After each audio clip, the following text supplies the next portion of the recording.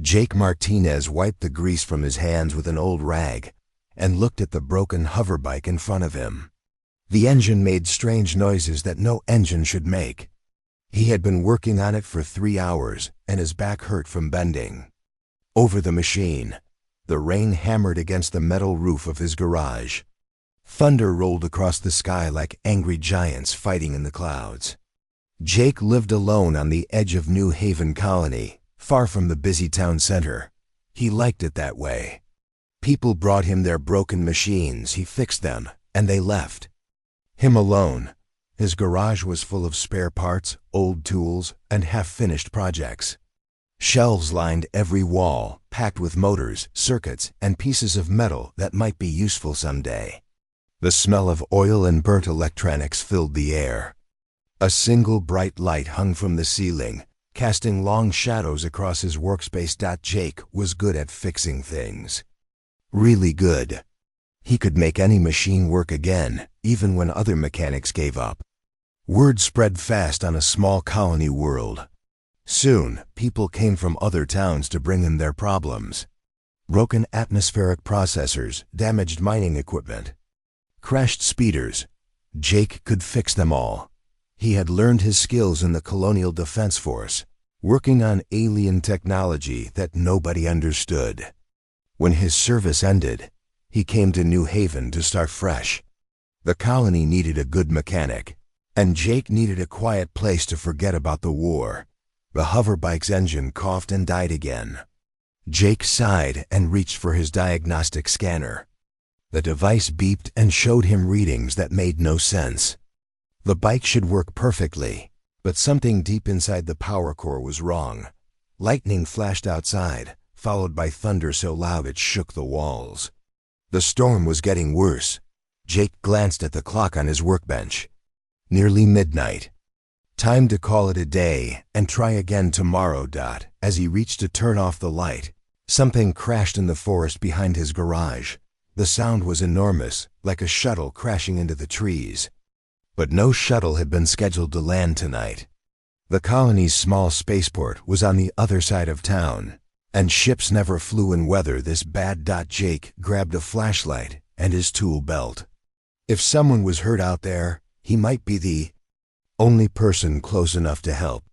He pulled on his rain jacket and stepped into the storm. The wind tried to knock him down. Rain hit his face like cold needles. He could barely see past the light of his flashlight. Tree branches whipped back and forth, and the air smelled of ozone and burned metal. He followed a trail of broken branches deeper into the forest. Something big had definitely crashed here. Torn leaves and splintered wood littered the ground. His flashlight beam found pieces of what looked like metal, but the shapes were wrong. Too smooth, too curved, like they had grown instead of being built. Then he saw it.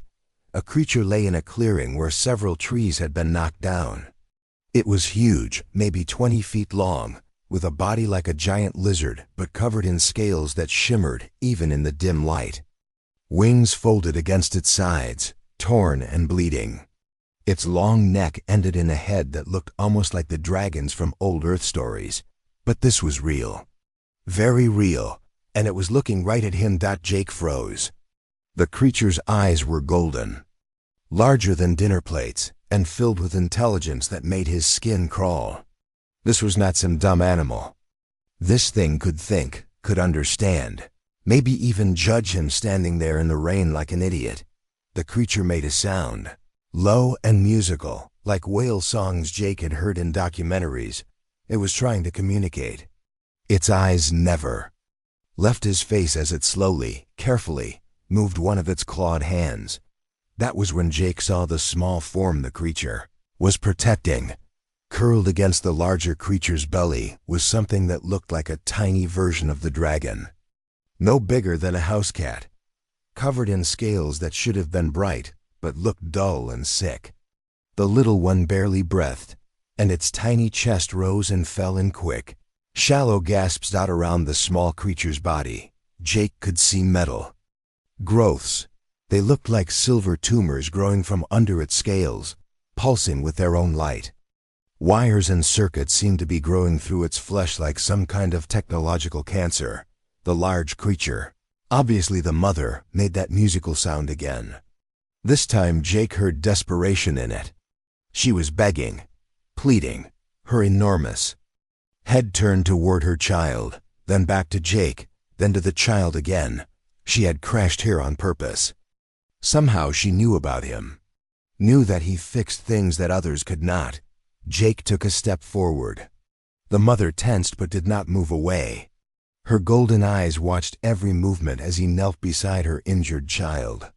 Up close he could see that the metal growths were not natural. They had been put there, implanted somehow, and they were killing the little dragon slowly. The mother dragon gently lifted her child with one massive claw and placed it on the muddy ground in front of Jake. Rain fell on the tiny creature's scales, and Jake could see that it was dying. The metal things were draining its life away. He looked up at the mother dragon. She was hurt too, bleeding from several wounds, but all her attention focused on her child. Jake had seen that look before, in the eyes of human parents during the war. Parents who would do anything, sacrifice everything, to save their children. Jake made his decision. He carefully picked up the small dragon, surprised by how light it felt. The metal growths were warm against his hands, pulsing like a heartbeat. Whatever they were alive in their own way. "I don't know if I can help," he said to the mother dragon. "But I'll try." The mother dragon made a sound that might have been relief. She struggled to her feet, favoring one injured wing, and followed Jake back toward his garage. Her massive form moved through the trees like a shadow, silent despite her size. Jake's quiet life on New Haven was about to change forever. Jake carried the dying dragon child into his garage, water dripping from his jacket onto the concrete floor. The mother dragon tried to follow, but she was too big to fit through the door. She pressed her massive head against the opening, golden eyes watching every move Jake made with her child. Jake gently placed the small creature on his main workbench under the bright overhead light. Now he could see the metal growths clearly, and what he saw made his stomach turn. The silver devices were not just attached to the dragon's body. They were growing through it, sending thin metal threads deep into the creature's flesh. The little dragon's breathing was getting weaker. Its scales, which should have been bright and colorful, looked gray and lifeless.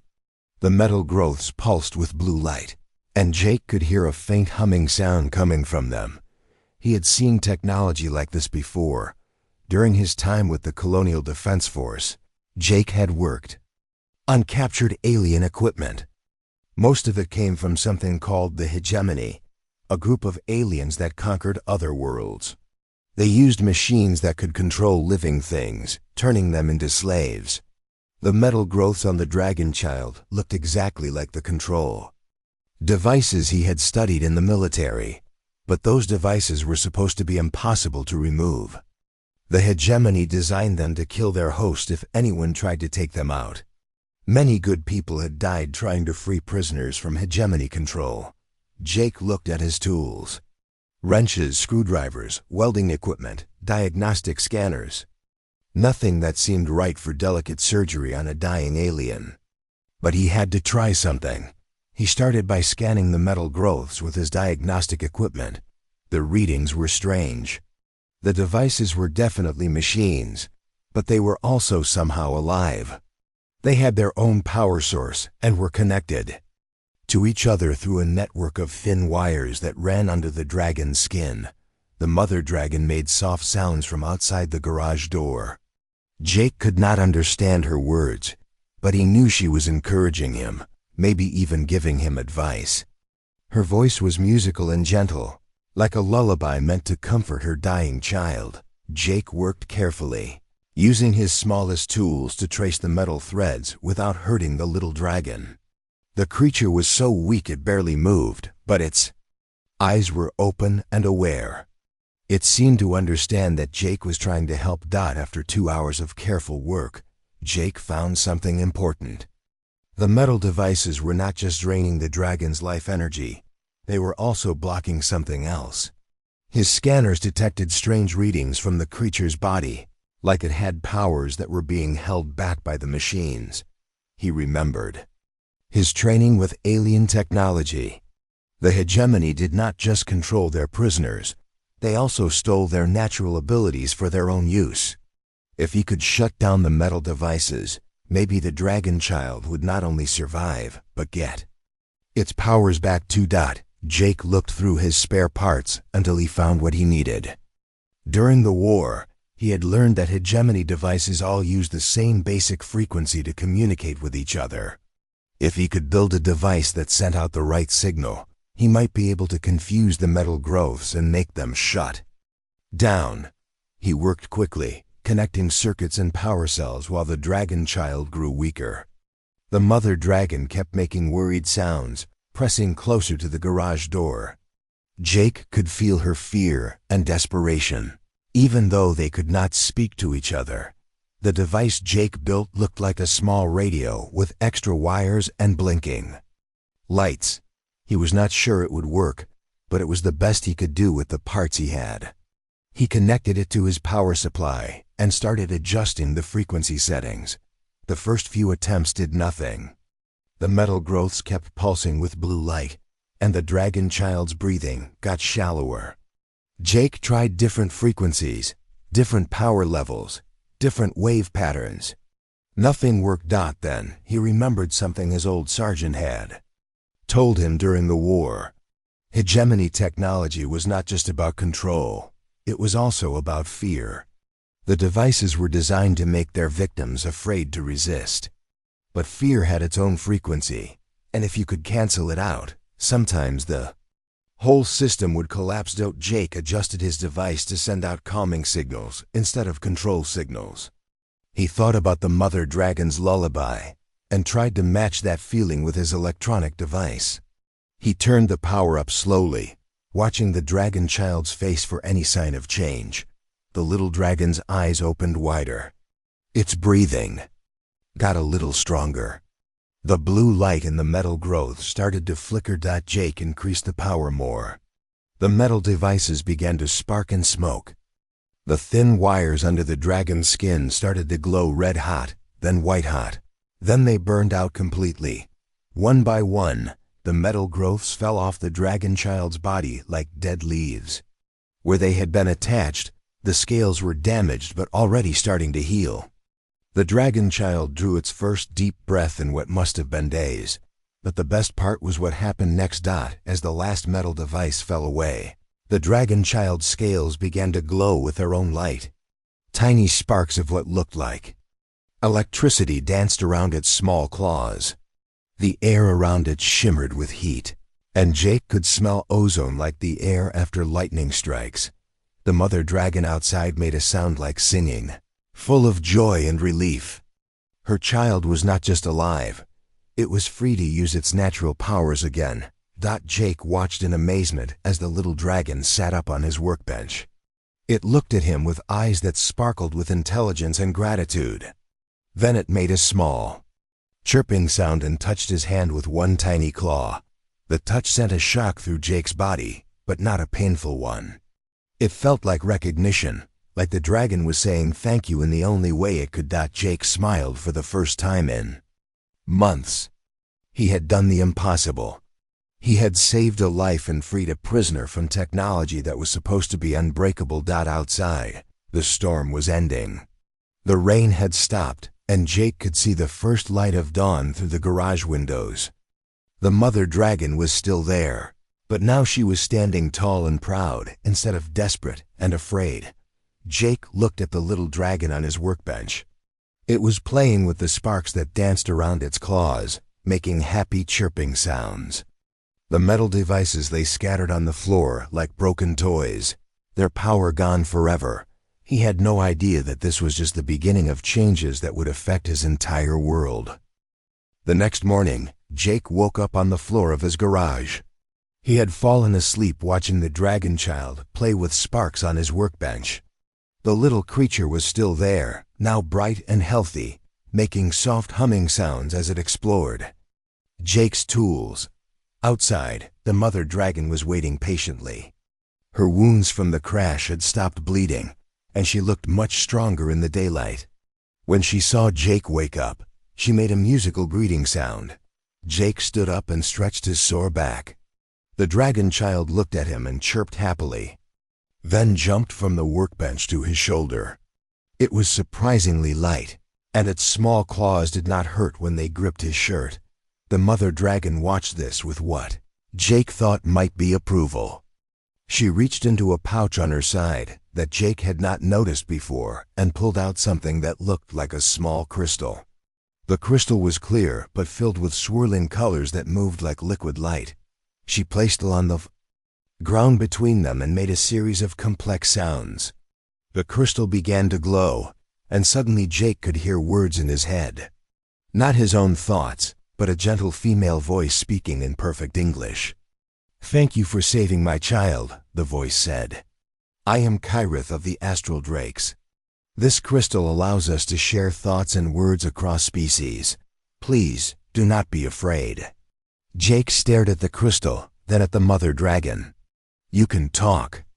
"To me?" "Yes, the crystal creates a bridge between minds. It does not hurt, and I cannot read your private thoughts unless you choose to share them. I only wish to communicate." Jake picked up the crystal. It felt warm in his hands, and the voice in his head became clearer. "Your people are called Astral Drakes?" "Yes, we are an old race, much older than your kind. We once traveled freely between the stars, using our bodies as living ships. We were guardians of this part of space, protecting younger species from harm. What happened?" The voice in Jake's head became sad. "The hegemony came. They hunted us, captured us, enslaved us. They put control devices in our bodies and used us to carry their ships across space. We became their prisoners, forced to help them conquer other worlds." Jake thought about the metal devices he had removed from the dragon child. "Those things I took out of your kid, they were hegemony control devices?" "Yes, my child was born in captivity. The devices were put in her body when she was very young. I managed to escape during a battle, but the devices were already killing her. I had heard stories about your people, about humans who could fix anything. I came here hoping you could save her." The dragon child on Jake's shoulder made a soft sound and nuzzled his neck. Jake reached up to gently pet her head. "She seems fine now." "Better than fine, actually. I saw her using some kind of electric powers." "You did more than save her life," Kyrith said through the crystal. "You freed her natural abilities. All astral drakes can control energy and matter in small ways. The hegemony devices blocked these powers so we could not use them to escape." Jake looked out at the forest around his garage. "Why did you come here? I mean, why to this planet specifically?" New Haven sits on what you might call a crossroads in space. Many travel routes meet. Here, the hegemony will come here eventually to build a base. When they do, they will enslave or kill everyone on this world. The words hit Jake like a punch to the stomach. When? Soon. Perhaps months, perhaps a year. They move slowly but always forward, like a disease spreading across the galaxy. Jake set the crystal down and walked to his garage door. Outside, New Haven looked peaceful in the morning sun. People were going about their normal lives, not knowing that death was coming for them from the stars. "How many of your people are left?" he asked. "Free? Perhaps a dozen, in captivity." "Hundreds. The hegemony keeps us alive because we are useful to them. But every year, more of us die from the control devices or from overuse." Jake picked up the crystal again. "What if I could free more of them? What if I could build better devices to remove the control systems?" The voice in his head was quiet for a long moment. Then Kyrith said, "You would risk your life for people you have never met? For creatures that are not even your own species? The hegemony sounds like bad news for everyone. If they're coming here anyway, we need all the help we can get." The Dragon Child on his shoulder chirped and pressed against his cheek. Through the crystal, Jake heard Kareth's thoughts more clearly than words. She was amazed by his willingness to help, confused by human generosity, and hopeful for the first time in years. "There is something you should know," Kareth said. "My people have an old tradition. When someone saves the life of an astral drake child, they become family. Not just friends, but true family, connected by bonds deeper than blood." "What does that mean?" "It means my daughter has chosen you as her bond partner. If you accept, you will share some of our abilities, and we will share some of yours. You will live longer, think faster, and understand technology in ways no human has before, but the bond is permanent. Once made, it cannot be broken." Jake looked at the small dragon on his shoulder. She looked back at him with eyes full of trust and affection. She had already decided that he was her family. "And if I accept this bond, I can help free other astral drakes?" "Yes, but more than that. Together, we might be able to fight back against the hegemony. Your people's technology combined with our natural abilities could create weapons and defenses they have never seen before." Jake thought about his quiet life as a mechanic. Then he thought about the hegemony coming to destroy everything he cared about. The choice was not really a choice at all. "What do I need to do?" Through the crystal, he felt Kareth's joy and approval. "Simply accept the bond. My daughter will do the rest." The little dragon chirped and touched his face with one small claw. Jake felt a warm sensation spread through his body, like sunlight filling his veins. His vision became sharper, his hearing more sensitive. He could suddenly sense the electronic devices in his garage as if they were alive. But most importantly, he could feel the dragon child's emotions directly. Her gratitude, her love, her excitement about their future together. She had a name, he realized. She called herself Spark, after the way her powers looked when she was happy. Jake smiled and gently scratched under Spark's chin. She purred like a contented cat. "Welcome to the family, Spark," he said. Through the crystal, Kareth's voice was warm with happiness. "Welcome to the family, Jake Martinez. Now let us begin planning how to save both our peoples." Jake looked around his garage with new eyes. Soon it would become much more than a simple repair shop. It would become the birthplace of a revolution. 3 days after the bonding ceremony, Jake woke up feeling different. His body was stronger, his mind clearer, and he could sense things he had never noticed before. The electrical current in his garage walls, the magnetic fields from his tools, even the life energy from the plants outside. Everything felt connected to him somehow. Spark had grown slightly larger and now preferred to ride on his shoulder, like a tiny dragon parrot. She had learned to understand his spoken words and would chirp responses that Jake somehow understood perfectly. The bond between them grew stronger each day. Kareth had made a nest for herself in the forest clearing behind the garage. She was healing quickly from her crash injuries, and Jake had helped her repair a damaged wing using materials from his workshop. It was strange work, mixing mechanical repairs with what felt like medical surgery, but the bond with Spark seemed to guide his hands. On the 4th morning, Jake was working on a new project when he heard the sound of engines approaching. He looked outside to see 3 hover vehicles coming down the road toward his garage. They carried the symbols of the Colonial Defense Force. "Company," Jake said to Spark, who immediately flew to hide behind some equipment. Kareth was already well hidden in the forest, but Jake could feel her watchful presence through their shared connection. The vehicle stopped outside his garage, and 6 soldiers in combat armor climbed out. Their leader was a tall woman with short gray hair and the rank insignia of a major. Jake recognized her immediately. Major Lisa Brooks, his former commanding officer. "Hello, Jake," she said, removing her helmet. "We need to talk. Major Brooks. It's been a while." Jake wiped his hands on a rag and tried to look casual. What brings the CDF to my little repair shop? Strange energy readings. Our sensors picked up some unusual electromagnetic activity coming from this area 3 nights ago. The same night, we detected what looked like a small ship crash landing nearby. Jake's heart started beating faster, but he kept his expression neutral. Haven't seen any crashed ships. Maybe it was just the storm. Lightning can play tricks on sensors. Major Brooks walked past him into the garage, her sharp eyes taking in every detail. Mind if we take a look around? Standard procedure for investigating unexplained energy signatures. Of course, Jake said, though he had no choice in the matter. But I'm not sure what you expect to find. The soldiers spread out through the garage, using handheld scanners to check for unusual readings. Jake watched nervously as they examined his workbench, where he had performed surgery on Spark just days before.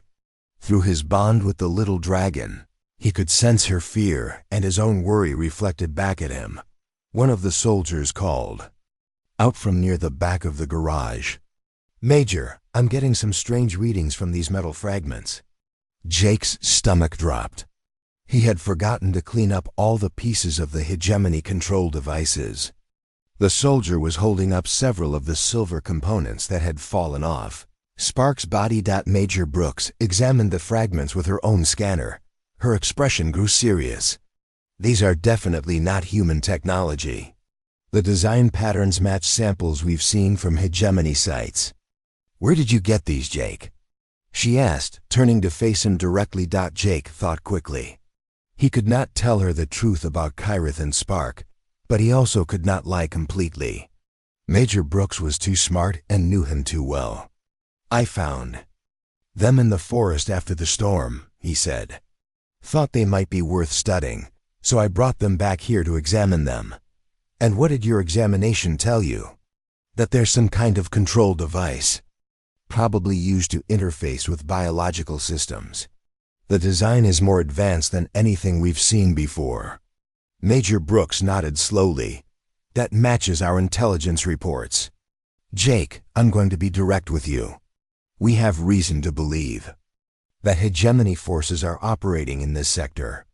If you've found evidence of their presence, we need to know about it." Jake felt Spark's presence in his mind, giving him strength and confidence. The bond was more than just emotional, it was actually making him smarter, helping him think through the complex situation. "What kind of operations?" he asked. "Slave raids, intelligence gathering, possibly preparation for a larger invasion." Major Brooks sat down on a workbench and looked at Jake seriously. "We also have reports of unusual ship sightings. Ships that don't match any known human or friendly alien designs. Ships that look like what? Organic, living. Some witnesses describe them as looking like flying creatures rather than traditional spacecraft." Jake's blood ran cold. The hegemony was using enslaved astral drakes to scout the area. Kyrith had been right. They were coming to New Haven. "Major, what would happen if you found evidence of these organic ships?" "We'd have to report it to Sector Command. Probably request a full fleet to investigate and defend the colony." She paused and looked at him carefully. "Jake, you're being evasive. That's not like you. Is there something you're not telling me?" Jake made a decision that would change everything. The bond with Spark had shown him something important. He could not fight the hegemony alone. He needed allies, and Major Brooks was someone he could trust. "There is something," he said. "But you're not going to believe it. Try me." Jake walked to the door and called out toward the forest. "Kyrith, I think it's time." The soldiers immediately raised their weapons as the massive form of the astral drake emerged from the trees. Major Brooks stumbled backward, her hand moving to her sidearm, but Jake stepped between them. "Don't shoot," he said. "She's friendly. She's the one who brought me the hegemony fragments." Kyrith moved slowly and carefully, keeping her head low to appear less threatening. When she was close enough, she placed the communication crystal on the ground and spoke through it. Major Brooks of the Colonial Defense Force, Kyrith's voice said in everyone's minds, "I am Kyrith of the Astral Drakes. I come seeking alliance against our common enemy." The soldiers stood frozen in shock. Major Brooks stared at the crystal, then at Kyrith, then at Jake. "Jake," she said slowly, "what the hell have you gotten yourself into?" Before Jake could answer, Spark flew out from her hiding place and landed on his shoulder. She chirped at Major Brooks and created a small display of electricity between her claws. "This is Spark," Jake said, "Kyrith's daughter. I saved her life, and now we're bonded. They're refugees from the hegemony, and they have information that could help us defend New Haven." Major Brooks looked around at her soldiers, who were all staring at the dragons with expressions of amazement and fear. "This is way above my pay grade," she muttered. Then she looked at Jake with the same expression she had worn during the war, when impossible situations required impossible solutions. "All right, Jake, you've got my attention. Tell me everything." Jake smiled and felt Spark's joy through there. Bond, the revolution was about to begin, and they had just gained their first human ally. Through the crystal, Kyrith's voice carried hope for the first time in years. "Major Brooks, let me tell you about the hegemony, and why your species may be the key to stopping them." The conversation that followed would change the fate of New Haven Colony and begin the first real resistance movement against the hegemony in over a century. 6 months after that first meeting with Major Brooks, Jake's small repair garage had become something no one could have imagined. Hidden beneath the forest floor was a massive underground facility where humans and astral drakes worked together on projects that would have seemed impossible before. Jake stood in the main workshop, watching Spark interface directly with a new type of spacecraft they had designed together. The ship was part machine and part living creature, with metal hull plates that could heal themselves and engines that responded to thought as much as to controls. Spark had grown to the size of a large dog, but her real growth was in her abilities. The bond with Jake had changed her in ways that amazed even Kyrith. She could now connect her mind directly to any electronic device, understanding its function instantly and improving its performance in ways no human engineer could match. "How's the new navigation system working?" Jake asked. Spark's response came directly into his mind through their bond. "The quantum processors are running at 97% efficiency. I can feel the hyperspace currents like rivers of light. This ship will be faster than anything the hegemony has."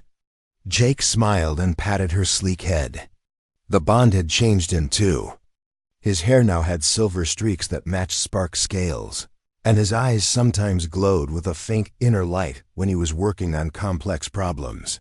He could live for centuries now, think faster than any normal human, and understand technology in ways that felt almost magical. Major Brooks approached from across the workshop.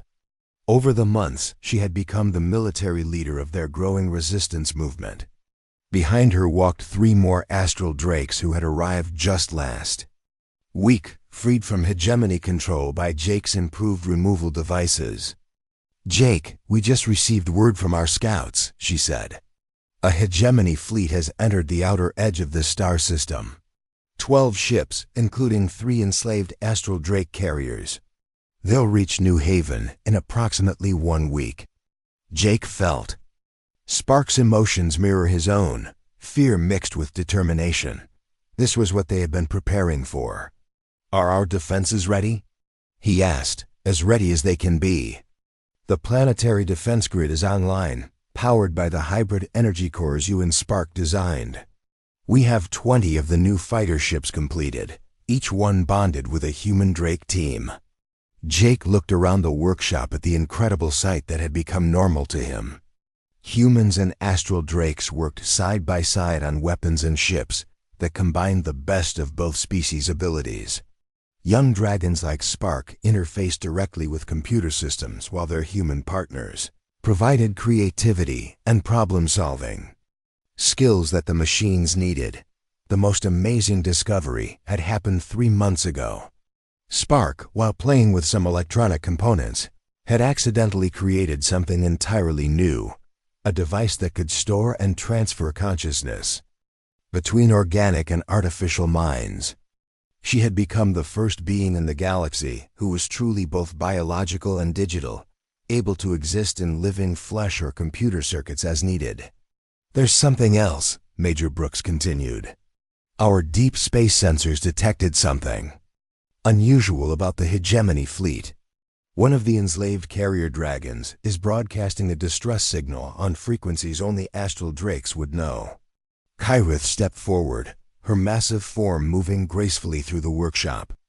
"That signal pattern belongs to my sister, Thyses. She was captured 5 years ago during the raid that destroyed our home world." "Can we save her?" Jake asked. "The control devices on a carrier dragon are much more complex than what you removed from Spark," Kyrith explained. "They are built into the nervous system over years. Removing them would require direct contact and several hours of careful work." Jake looked at Spark, and through their bond, he felt her excitement and determination. She had an idea, and it was brilliant. "What if we don't need to remove the devices?" Spark's thoughts came to everyone through the communication crystals that now linked the entire facility. "What if we can override them instead?" "Explain," Major Brooks said. Spark jumped onto the half-finished spacecraft and placed her claws on its control interface. The ship's systems came alive with lights and displays that showed complex technical diagrams. "I've learned to speak the language of machines," Spark explained. "Every hegemony device uses the same basic control protocols. If I can get close enough to a carrier dragon, I can hack into their control systems and set them free remotely. That would require getting within a few hundred meters of an active hegemony warship," Major Brooks pointed out. "It's suicide." "Not if we use this," Jake said, patting the side of their new spacecraft. "This ship can cloak itself using astral drake camouflage abilities. We could get close enough for Spark to work without being detected." Over the next week, the plan took shape. Jake and Spark would take their hybrid ship and approach the hegemony fleet during the battle. While the colonial defenses kept the enemy busy, they would sneak close to the carrier dragons and free them from hegemony control. The night before the battle, Jake sat in his old garage with Spark curled up next to him.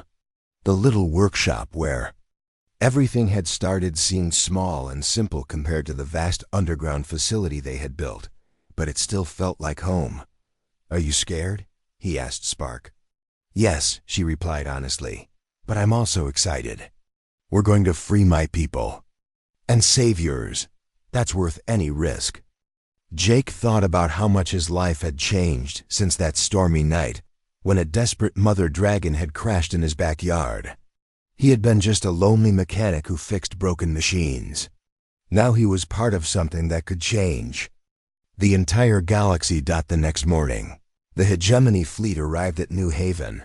12 massive warships dropped out of hyperspace, their weapons charging for what they expected to be an easy conquest of a primitive human colony.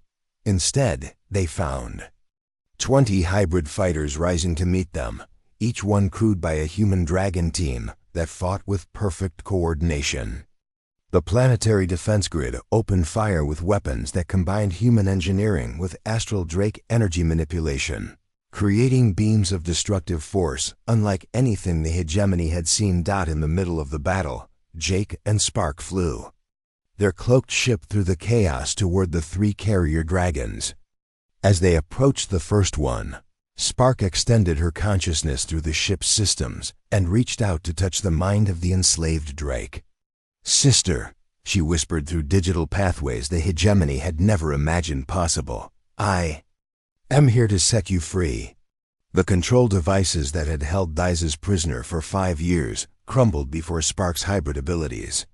One by one, the carrier dragons broke free from their chains and turned against their former masters. When the battle ended, the hegemony fleet was destroyed, and 3 more astral drakes had joined the growing rebellion. But most importantly, news of the victory spread quickly through underground networks across the galaxy. For the first time in centuries, the hegemony had been defeated by free people working together. Jake stood in his workshop afterward, watching human children play with young dragons while their parents planned the next phase of their resistance movement. The incredible thing that had happened was not just saving one dragon child. It was the birth of a new kind of civilization, where different species could become something greater together than either could be alone. Spark landed on his shoulder, now grown large enough that she had to be careful not to knock him over. "What are you thinking about?" she asked. "About how fixing one small broken thing can sometimes fix everything," Jake replied. Above them, astral drakes and human spacecraft patrolled the skies of New Haven together, guardians of a world that had become the symbol of hope for free people everywhere.